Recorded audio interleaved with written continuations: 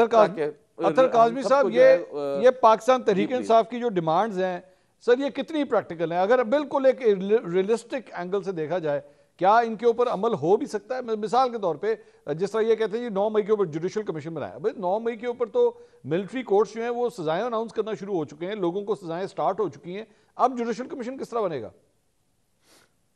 देखिए, इशू ये है कि हुकूमत में है पाकिस्तान मुस्लिम लीग नवाज और पीपल्स पार्टी वाले, और तहरीक इंसाफ वाले इनसे जो चीज मांग रहे हैं वो आइन के अंदर हुकूमत के हाथ में है। या तो वो कोई ऐसी चीज मांग रहे हो जो हुकूमत आईनी तौर पे नहीं कर सकती। अगर हुकूमत की ये हालत है कि वो ये कह रहे हैं कि जनाब हम जुडिशल कमीशन बनाने की पोजीशन में भी नहीं है, हम सियासी कैदियों के हवाले से कोई फैसला लेने की भी पोजीशन में नहीं है, तो फिर तहरीक इंसाफ इनसे, जिस तरह मैंने पहले भी कहा, अंडे वाले बर्गर मांग ले या फिर शोरमे मांग ले, ये तो नहीं है ना।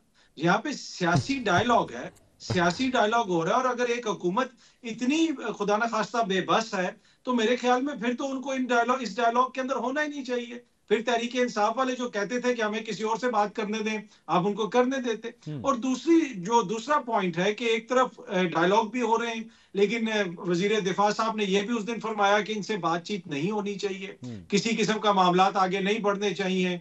फिर मरियम बीबी भी जिस स्कूल में जाती हैं, जिस कॉलेज में जाती हैं, वो वहां पे खड़े होकर तकरीर भी करती हैं। आज भी उन्होंने बच्चों को बताया कि जनाब वो किस किस्म की सियासत इमरान खान साहब करते रहे। तो वो दोनों तरफ से ये चीजें चल रही हैं, पर अनफॉर्चुनेटली जिस तरह डॉक्टर साहब काफी होपफुल हैं और राना साहब भी, मुझे पूरा यकीन है कि होपफुल होंगे, लेकिन बदकिस्मती से मेरी ख्वाहिश तो है कि मामलात हल हो जाएं, लेकिन इन मुज़ाकरात के जरिए ये मुझे मामलात हल होते हुए नजर नहीं आ रहे। ऐसा क्यों नहीं आपको नजर आ रहे? देखिए, अब वो जो राणा साहब ने फरमाया ना, जिसको उन्होंने बसात कहा और डॉक्टर साहब ने औकात कहा, तो उसी के बीच में जो है ना, कहीं पे मेरा भी पॉइंट ऑफ व्यू है कि ना वो बसात है ना वो औकात है, बीच में कहीं मामलात हैं।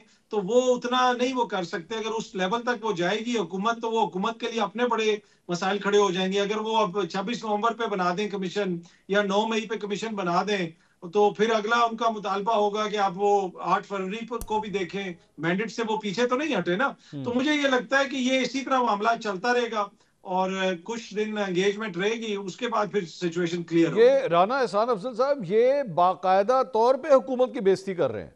ये लोग हुकूमत की बाकायदा तौर पे बेइज्जती कर रहे हैं, ये कह कह के कि जनाब इनको कोई बसात कह रहा है, कोई औकात कह रहा है, पता नहीं कौन कौन से लफ्ज निकल आते हैं इस तरह। तो ये आपकी हुकूमत की वाकई ये पोजीशन रह गई है कि आप लोग इतने वो कहते हैं जी अंडे वाला बर्गर इनसे मांग ले, यही हो सकता है, फिर और तो कुछ नहीं है। देखें, मेरे ख्याल से राना साहब ने जो बात की उसको मिस इंटरप्रेट किया जा रहा है। बहरहाल ये उनका अपना मौक़िफ़ भी हो सकता है, लेकिन गवर्नमेंट का मौक़िफ़ तो बड़ा क्लियर है। अगर आप तारीख निकाल के देख लें, जब ये हुकूमत में थे और इनके नैपी चेंज होते थे, तो तब भी अपोजिशन लीडर शहबाज शरीफ साहब ने अपने जो सियासी हरीफ है उनसे बातचीत की और उनको कहा कि आप चार्टर ऑफ इकॉनमी कर लें। उसके बाद भी जब प्राइम मिनिस्टर शहबाज शरीफ ने एपिक्स कमेटी हो या फ्लोर ऑफ द हाउस हो, यही कहा कि हमें फसादात की सियासत को दूर करके मुल्क के एजेंडे को आगे रख के बातचीत मिल के काम करना चाहिए।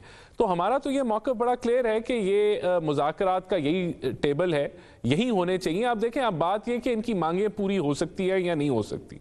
अगर कोई इनकी मांग मिसाल के तौर पे जुडिशल कमीशन की इनकी मांग है, अगर आप मेरे से पूछें तो जुडिशल कमीशन भी अगर आप बैठाएंगे तो उसके अंदर भी यही साबित होगा कि 9 मई के ये जिम्मेदार हैं, क्योंकि पूरी कौम ने देखा था कि ये जिम्मेदार हैं। तो कोई ऐसी बात नहीं है कि जुडिशल कमीशन बनेगा तो कोई इनकी कोई बेगुनाही साबित हो जाएगी। ये तो it is absolutely clear, transparent कि ये जो है वो उसके अंदर, लेकिन उसकी जो है कि वो बनेगा या नहीं बनेगा उसकी भी डिबेट होगी ना, लॉजिकल, उसकी एक लॉजिकल एक उसका एनालिसिस किया जाएगा। जिस तरह आपने कहा कि जुडिशल कमीशन कब बनते हैं, वो तो शुरू में बनते हैं जब आपकी अदालतें सजाएं सुनाना शुरू कर दें और 90% ट्रायल मुकम्मल हो चुका हो। क्या उस स्टेज पे जुडिशल कमीशन बनते हैं?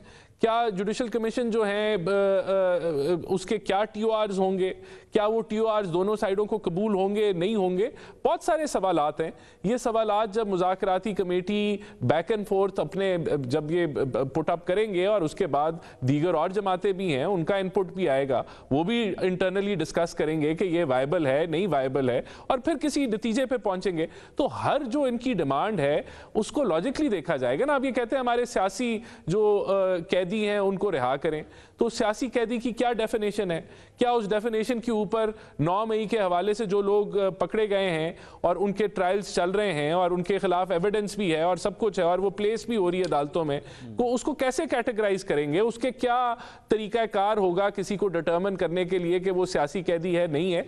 ये वो सारी डिबेट है जो होगी, और फिर कोई जो हुकूमत की तरफ से जो कमेटी है वो कोई हतमी जवाब देगी। तो मैं तो इसको समझता हूं कि ये फोरम यही होना चाहिए। और ये जो हिंट है कि जी बैकडोर पे कुछ चल रहा है, हमने उसको भी रिजेक्ट किया कि हम तो नहीं समझते कि बैकडोर पे, और एस्टैब्लिशमेंट का भी जो है वो बड़ा क्लियर है स्टेटमेंट के वो सियासी मामलात में मुदाखलत नहीं करेगी। तो एक सिर्फ एंगल, मैं आपको आप ये बात माने या ना माने, लेकिन मैं आपको कन्विंस करने की कोशिश जरूर करूंगा कि सर अगर एस्टैब्लिशमेंट की पाकिस्तान तहरीक इंसाफ के साथ बातचीत चल रही हुई ना, आपको भिनक भी नहीं होनी, आपको पता भी नहीं लगना कि ये हो गया।